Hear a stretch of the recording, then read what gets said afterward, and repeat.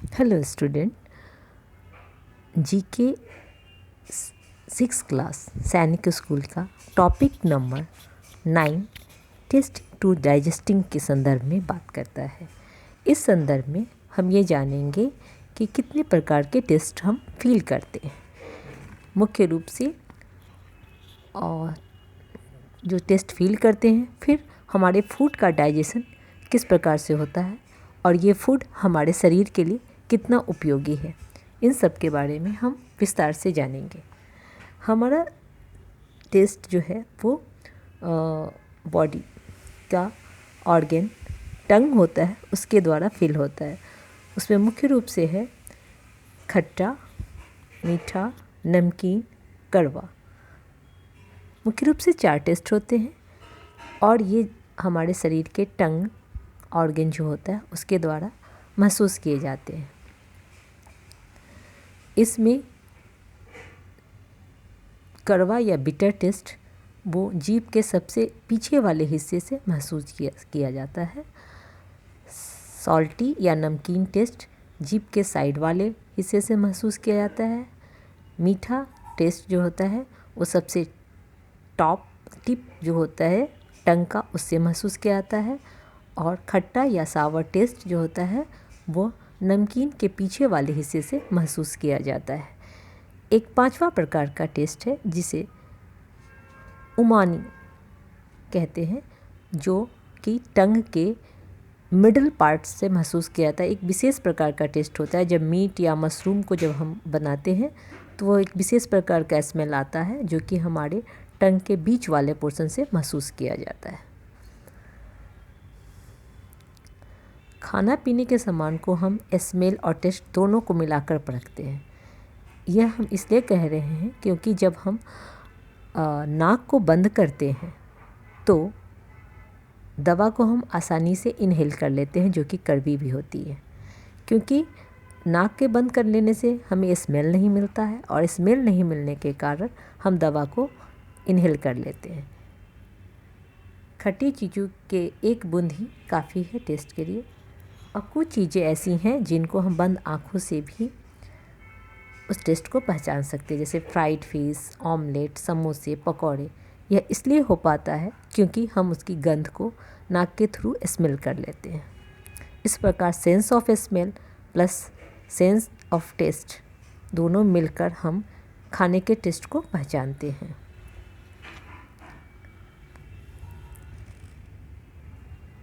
खाने का टेस्ट हमें सिर्फ जीभ के हिस्से में महसूस होता है।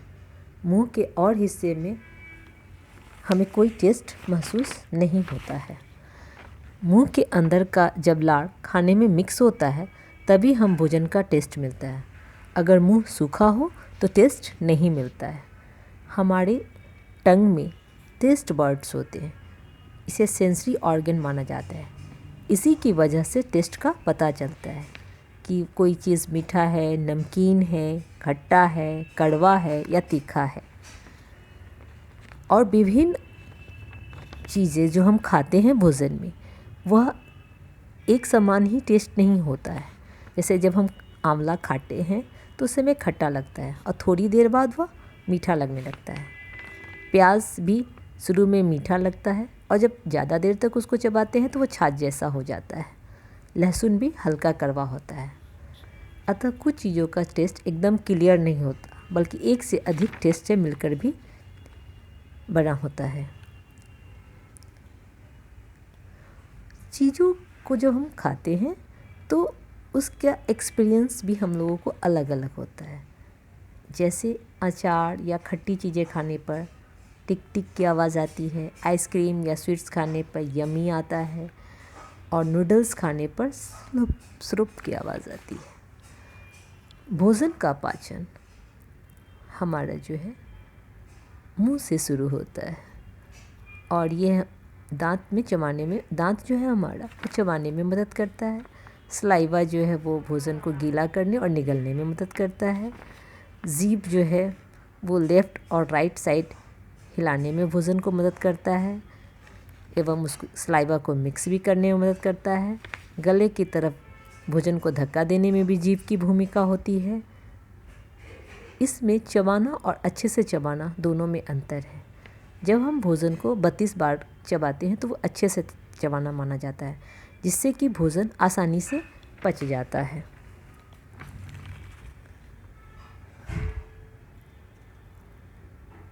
पोषण ज़रूरी है भोजन के लिए, क्योंकि खाने में अगर पोषक तत्व नहीं हो तो शरीर को आवश्यक तत्व नहीं मिलेंगे।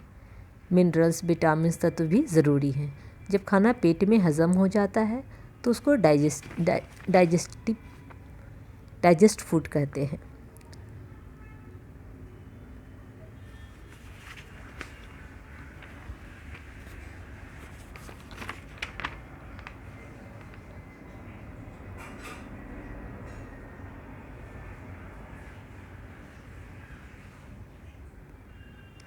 भोजन की यात्रा जो होती है कुछ इस प्रकार से होती है। भोजन को जब मुंह में रखते हैं तो रखने के बाद टेस्ट बड के माध्यम से टेस्ट करते हैं और हमारे जीभ में होते हैं। उसके बाद हम भोजन को चबाते हैं। चबाने के बाद हम उसे निगलते हैं और फूड पाइप के द्वारा भोजन स्टोमक में पहुंचता है। उसके बाद फूड डाइजेस्टिव जूस के द्वारा मिक्स होता है, जो कि विभिन्न ग्रंथियां हैं, जैसे कि आपको लिवर है, पैनक्रियाज है, इंटेस्टाइन से विभिन्न प्रकार के डाइजेस्टिव जूस का सेक्रेशन होता है जो भोजन को पचाने में मदद करता है। उसके बाद पेट भोजन को चर्न करता है, जिसको खंगालना कहते हैं, जिससे भोजन आसानी से पच जाता है। उसके बाद भोजन से शरीर के लिए आवश्यक तत्व ग्लूकोज का निर्माण होता है, जो हमारे ब्लड में चला जाता है और इससे हमें एनर्जी प्राप्त होती है। और अपचा जो भोजन होता है छोटी आंत और बड़ी आंत से होता हुआ शरीर से एनस के माध्यम से बाहर निकल जाता है। इस प्रकार भोजन का संपूर्ण पाचन हमारे शरीर में होता है।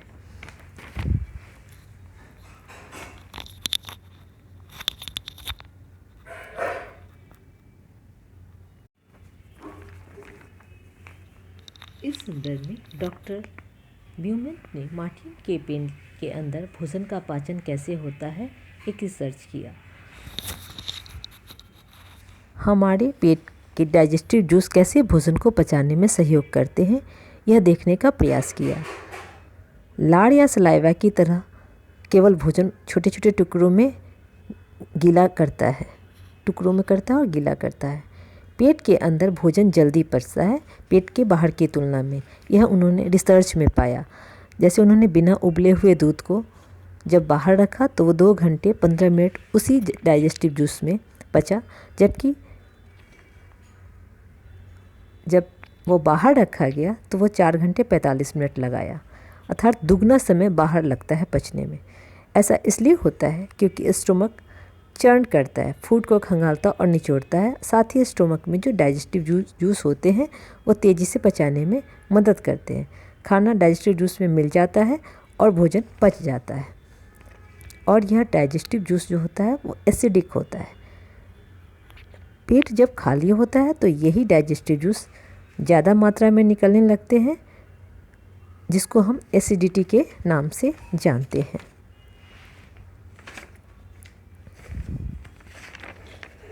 बहुत ज़्यादा भूख लगती है तो पेट में गुड़गुड़ की आवाज़ आती है और चक्कर भी आते हैं। एक्स्ट्रा पानी टॉयलेट और पसीने से अगर बाहर आ जाता है तो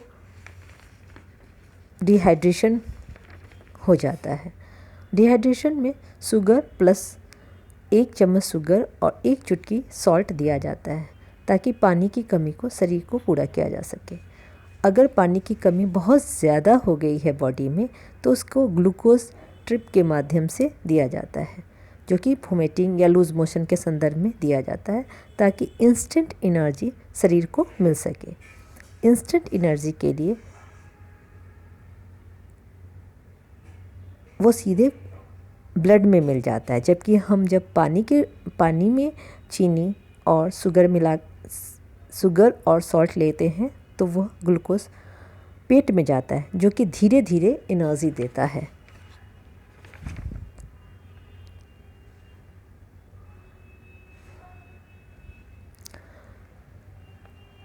काला हांडी एक जगह है उड़ीसा में जहाँ की भूख के कारण लोग मर गए थे।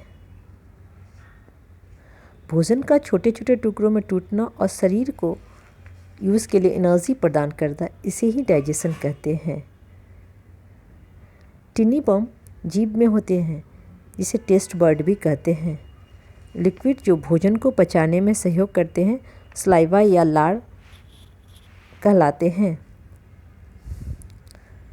मस्कुलर बॉडी जो हमारे बॉडी में होता है, मस्कुलर बग जो हमारे बॉडी में होता है, वो चार्न अर्थात खंगालता है। वह भोजन को स्टोमक में ऐसा करता है। स्लाइवा ग्रंथि से स्लाइवा का सेक्रेशन होता है।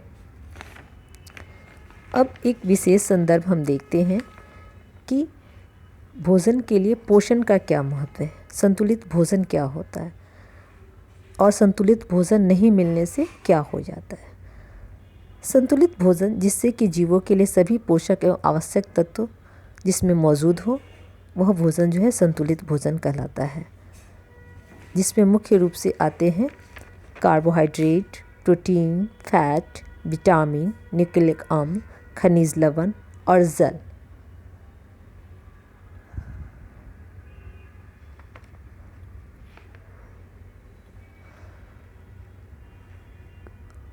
और अगर यह संतुलित भोजन नहीं दिया जाए तो लोगों को कुपोषण के शिकार हो जाएंगे बच्चे, और स्टमक उसमें फूल जाता है और वो मैल न्यूट्रिशन का शिकार हो जाता है। और इस फूले हुए स्टमक को पॉट बेली कहते हैं, और वो वीक और बच्चा वीक और थिन हो जाता है। और जो लोग जंक फूड या और चीज़ें ज़्यादा मात्रा में खाते हैं और शारीरिक श्रम नहीं करते हैं, वो बच्चे जो बैलेंस डाइट नहीं लेते हैं, वो फैट एंड फ्लॉपी हो जाते हैं। इस प्रकार प्रॉपर फूड की ज़रूरत है हेल्दी बॉडी के लिए, जो कि मुख्य रूप से रोटी, दाल, चावल, सब्जी, फल और अंडा से प्राप्त होता है। और पिज़्ज़ा और बर्गर जो है जंक फूड के रूप में जाने जाते हैं, जिससे शरीर को पोषण नहीं मिलता है। और अच्छा खाना हर बच्चे का हक है। प्रॉपर फूड के अंतर्गत, जिसे कि संतुलित भोजन कहते हैं, उसमें जो मुख्य तत्व हैं, उसमें पहला जो है वो कार्बोहाइड्रेट है। कार्बोहाइड्रेट जो है कार्बन, हाइड्रोजन और ऑक्सीजन से मिलकर बनता है। 1 ग्राम कार्बोहाइड्रेट से हमें 4.2 किलो कैलोरी ऊर्जा मिलती है। और इसके मुख्य स्रोत जो हैं वो गेहूँ, चावल, मक्का, आलू आदि हैं। प्रोटीन जो होता है वह 20 एमिनो अम्ल से मिलकर बनता है और शरीर को ऊर्जा के साथ साथ शरीर की मरम्मत का भी कार्य करता है। यह मुख्य रूप से दाल, अंडा आदि से प्राप्त होता है। फैट जो है वह कोलेस्ट्रॉल और वसीय अम्ल का एस्टर होता है। इसमें भी कार्बन, हाइड्रोजन और ऑक्सीजन उपस्थित होता है। और 1 ग्राम वसा से 9.3 किलो कैलोरी ऊर्जा मिलती है। वसा के प्रमुख स्रोत जो हैं वो प्राकृतिक तेल हैं, घी है, बटर है, मूंगफली है, ड्राई फ्रूट्स हैं। इसके बाद आता है विटामिन। यह कार्बनिक यौगिक है और शरीर के मेटाबॉलिज्म के लिए आवश्यक है।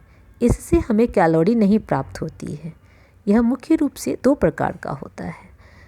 कुछ जो होता है वो जल में घुलनशील होता है और कुछ जो है जल में अघुलनशील होता है। जल में घुलनशील विटामिन जो है विटामिन बी और विटामिन सी हैं, और जो जल में नहीं घुलते हैं उसमें आते हैं ए, डी, ई, के।